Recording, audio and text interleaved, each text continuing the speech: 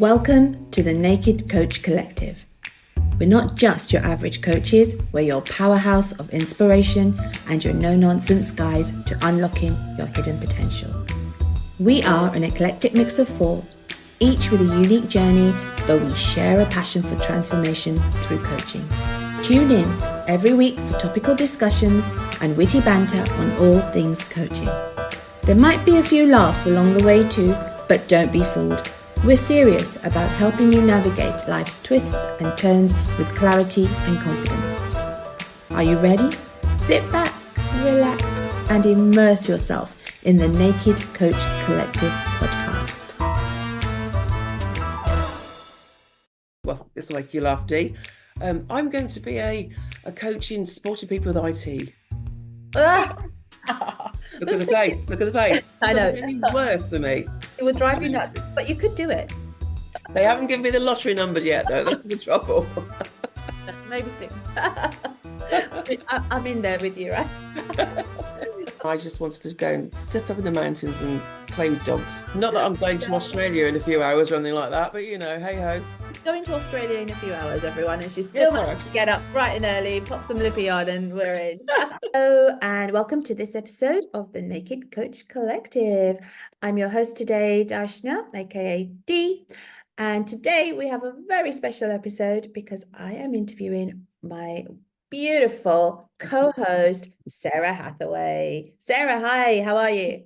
Good morning, everybody. I'm fine. And what's a lovely intro. Whoa, bring it on. Bring it on, Dee. So, Sara, your story is so interesting, and I know our listeners are going to want to find out more. So tell me a little bit about how you've come to be an empowerment coach now, today. It's a long journey when you get to this wonderful age of being in your late 50s. I'll say no more. You live quite a life, you know. And career-wise, I've been an occupational therapist for 32 years. And that in itself is a very coaching type environment to work in, because we're trained to look holistically and treat holistically, and work with anybody who is not functioning as independently as they'd like. So that's it in a nutshell. So it's an amazing career, but within that we generally work within the NHS social services. Things are changing a lot now. There's a lot more scope to work in different arenas, hence coaching. But so I've worked very much within the physical disability arena. It's very client-centered, which is just like coaching. So it's like a different version of coaching, or coaching is very much an extension to occupational therapy. I've loved my career. I'm very passionate about my profession. I feel, as most OTs do, say, give us the reins and we can solve anything. Working in a rather large organisation like the NHS for a long period of time, it takes its toll. So another reason why I've really moved forward towards coaching is that I actually suffered very bad bout of burnout just over 2 years ago. And within that recovery, I thought I needed to do something extra to sort of move forward a little bit quicker. And that's when I actually started to train as a coach.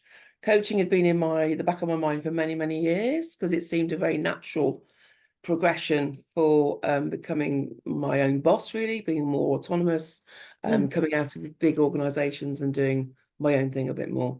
So it'd been there, and I think the burnout, however awful that was, accelerated that need to sort of, right, what do I want now? I've got to survive this, I've got to move forward.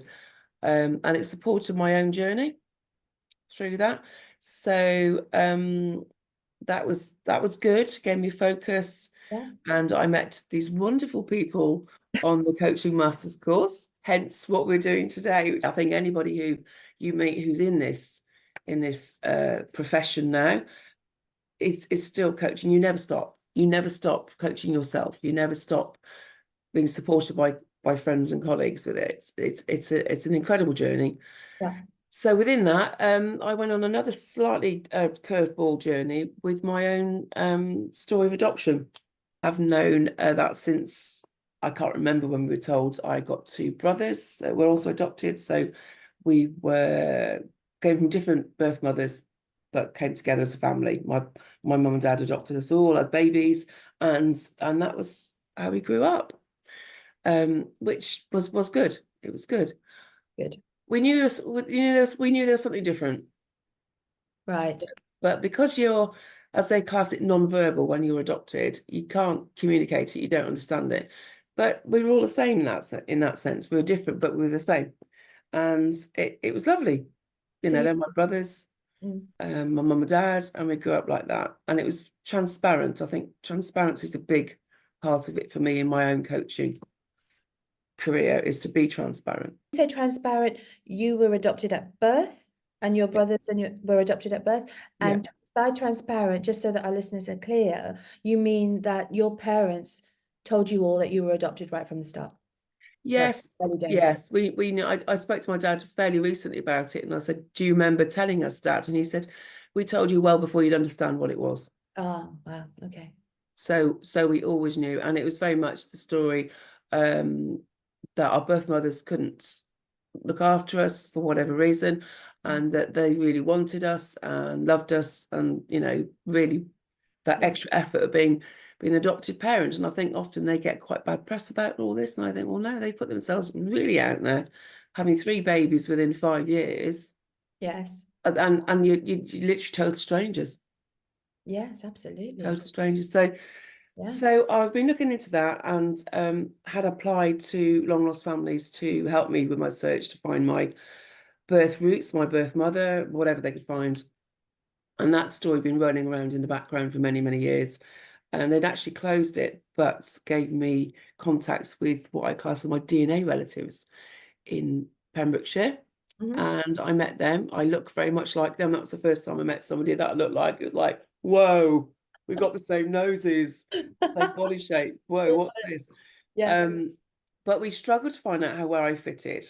And they've been very welcoming. They're a lovely family, passionate about their own roots, and they know it all. They've done books on it. They've done everything. So me turning up with literally a can of worms was a little bit like, hello, you are family, DNA doesn't lie, and you look so much like us, but where'd you fit in? Right. So that's hence me still calling my DNA family. Okay. Anyway, they picked up the reins of searching, and my second cousin, Lyndon, I don't know what he is, but yeah, found my birth mother's marriage certificate in South Africa. Oh, and we just pinged it back to the program, the Long Lost Families, and said, hello, you had my case open a while ago, but couldn't find anything. Found this, are you interested? And then this time last year, it was a whirlwind, a month of whirlwindness, and which ended up being filmed. And yes, I did have Davina sitting in my kitchen, drinking coffee and having a lovely lunch made by the lovely Oscar. Anyway, so yes, that's history really. It was all filmed, and I had a very surprising results from it. My birth mother had passed away, so I wasn't going to get a chance to meet her. But it was a very complex story. They said it was the most complex story they'd ever had on the show, and it resulted in me having siblings that I did not know existed. I have 4 siblings. She had 5 of us, potentially nearly all by different fathers. We all have very, very different stories. And I have spent the last year getting to know them. I know you have. You've been off on trips. Yes. So meeting people at the age of 58 or that you are genetically linked to is a completely new journey. Because obviously being adopted, I've never met anybody that I have that link. So if somebody listening now is thinking, oh my goodness, I wonder how that feels, because they might resonate with some or of the story, you know, could you sort of describe to them what it was like to feel that you had this family that you had no idea about at all? I mean, was there any one moment that you thought, oh my God, this is so real, it's almost surreal? I think surreal is the word. It's still surreal. I think during my life, when I've thought about being adopted, and I've just thought about birth mother, that's as far as it's got. Yeah. And when I was younger, all I wanted really was an A4 sheet with a photograph to give me information about her, and seeing whether I looked like her. And I think it was very much, an adoptee trait of not wanting to upset anybody. Right. Yeah, Yeah. it's very strong. I'm learning, with all the research I'm doing and the people I'm talking to, you can see we're people pleasers Right. for all sorts of reasons. So that's generally all I wanted.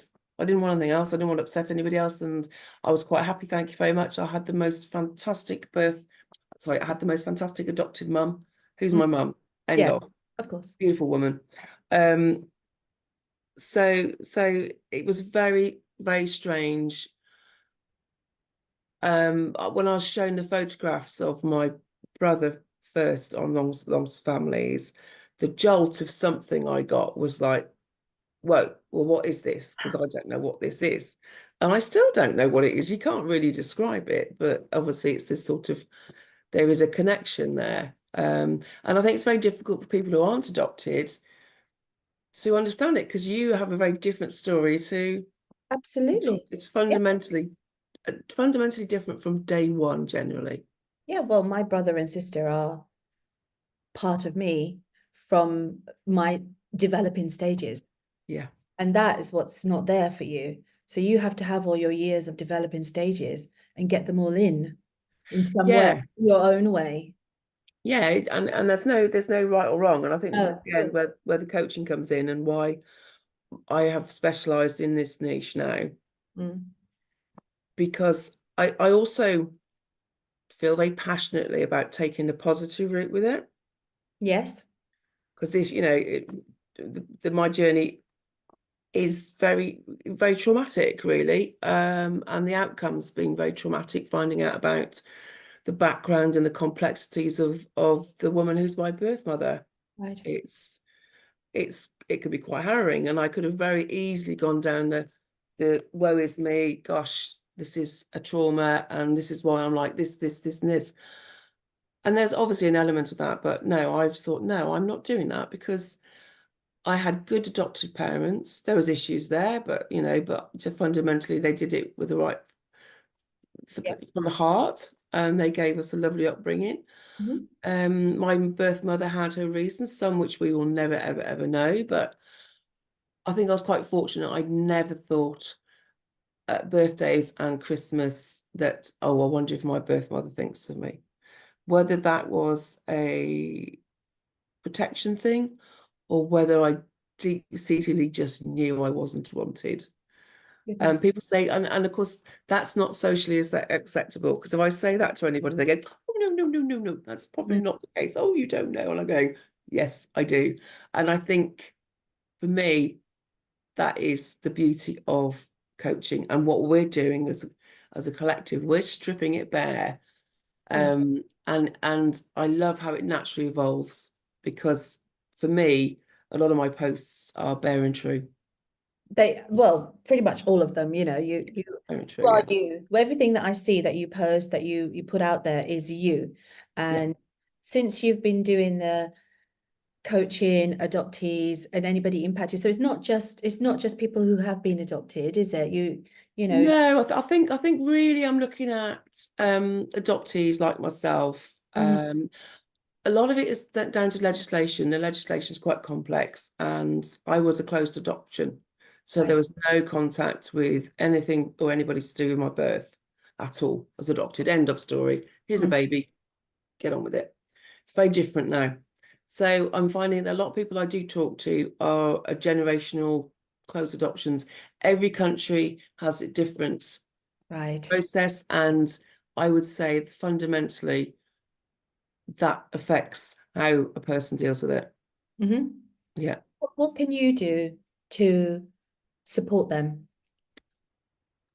I have the conversation. Yes. Have the conversation. It's a very strange thing, because depending on your personal take on it, your own confidence, what your adopted parents' take on it is, it fundamentally affects you.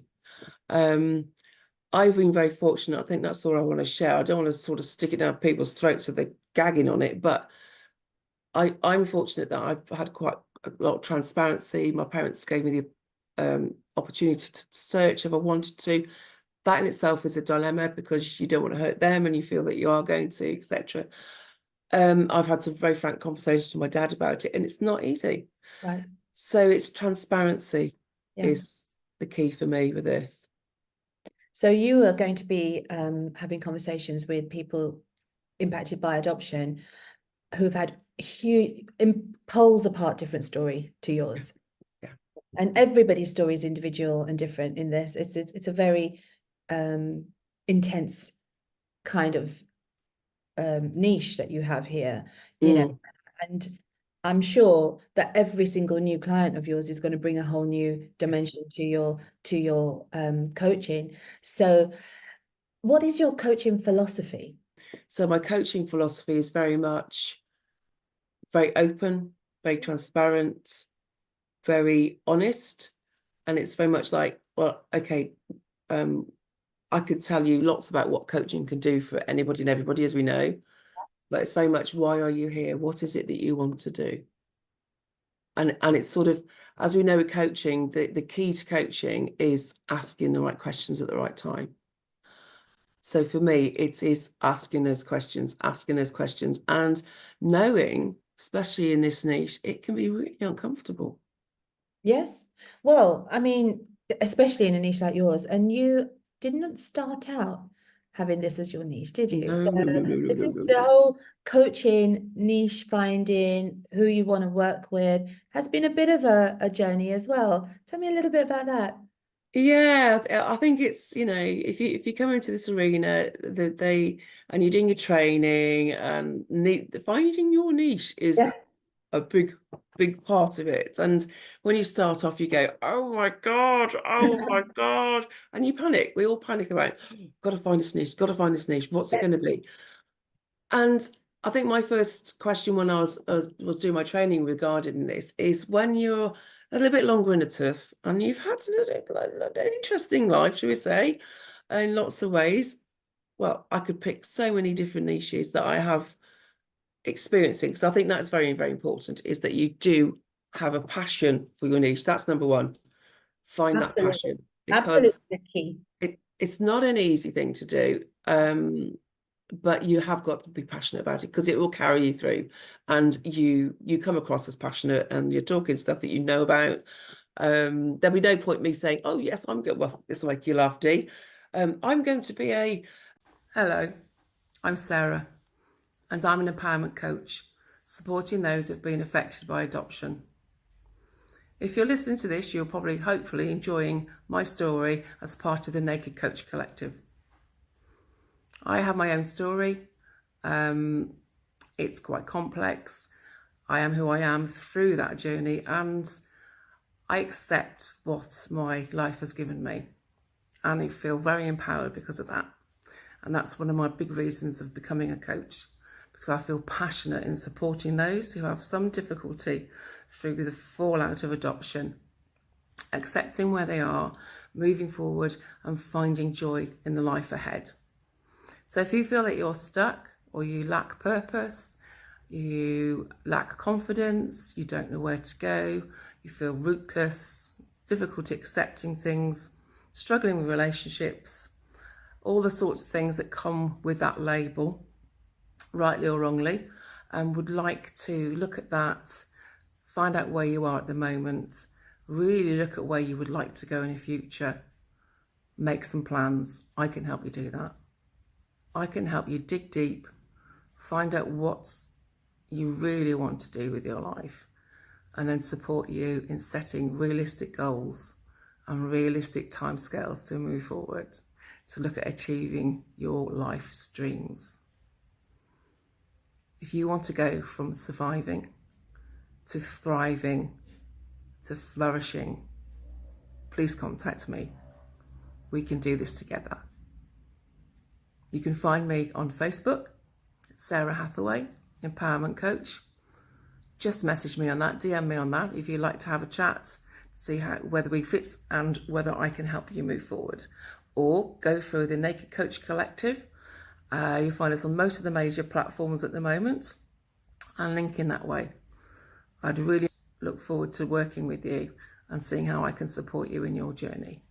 Thanks for listening. Bye for now. I first came into the arena, and I clearly, I needed to have it defined to me. What is coaching? Yeah. And I think that's what we're trying to do as a collective, really get people to understand what we can do to help. And when I read the thing like you could coach anybody, I went, No. nah, I've been an occupational therapist for 30 odd years. You can't just coach anybody, but with a definition of coaching, you truly, truly can. You have to be an expert in coaching. In coaching, but yeah. not in the subject. Not in the subject, yeah. So that was key for me, and I've learned that early on. So I understood it, and that's really helped me move forward with looking at styles and looking at niches. So yeah, I went down a few avenues, being one being very passionate about supporting women's journeys in life, because it's very varied, complex, and often we don't put ourselves first. And being at a big crossroads myself with my age, the menopause, career changes, children growing up, living on my own, so many crossroads that we hit as women. I was really quite keen to work in that arena, and you know, I am passionate about that. But I think as my own adopted journey unfolded, literally just sort of they run, it's like train tracks running beside each other. I just thought, do I do this? And I have to say, the one thing that sort of made me put the brakes on for a while, it was confidence. Right. So I think you have to feel confident in what you're doing. Yeah. So you had a few doubts. Well, yeah, I mean, everybody does, yeah. who's the expert? And how can I say that I'm an expert in this? Because I would say hand on heart that I'm not an expert. I know what it's like. I have a lot of experience, and I want to support people, and I'm a good coach. So it's putting those in the pot.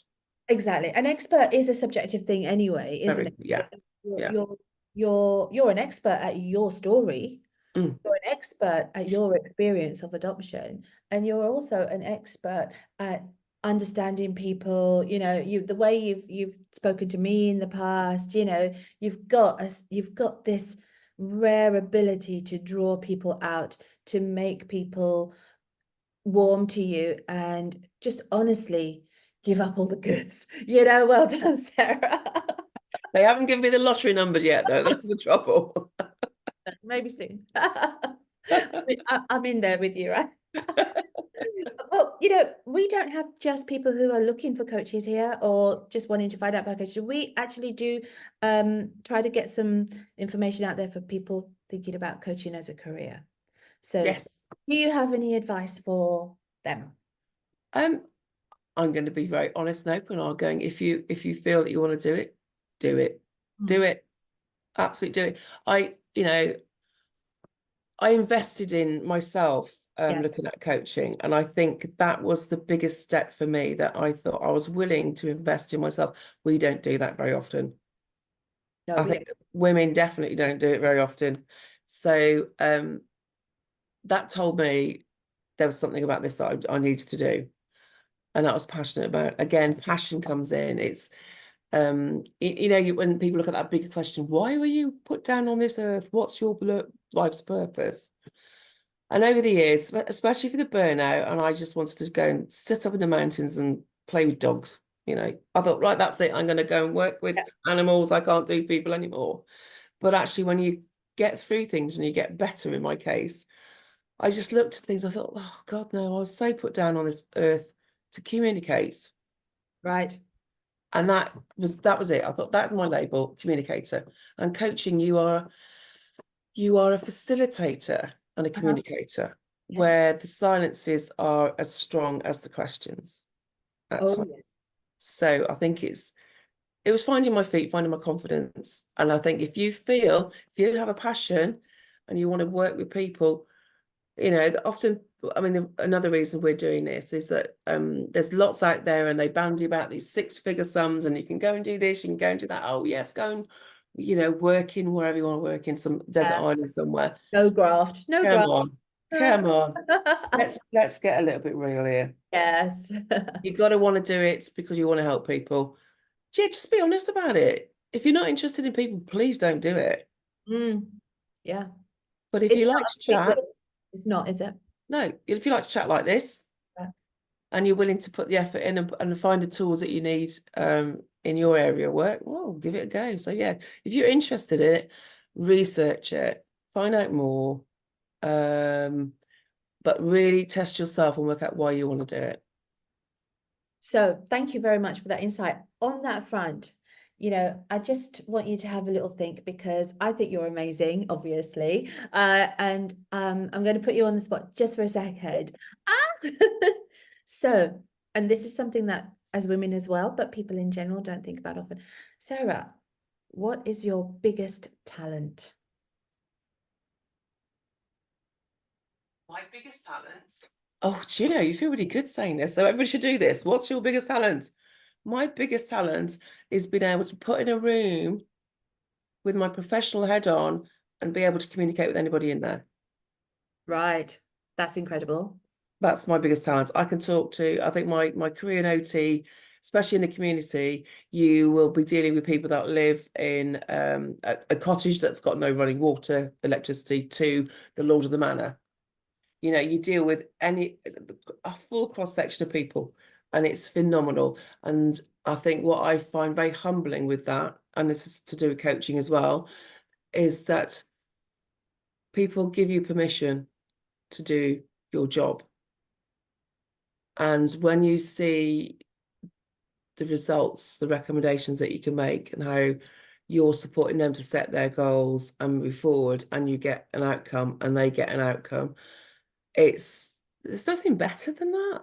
Do you have a story, maybe a win of something that you could share with us, where all of that you've just expressed through your OT world, anything that you've experienced in your coaching that you think, wow, oh my God, I am definitely doing the right thing?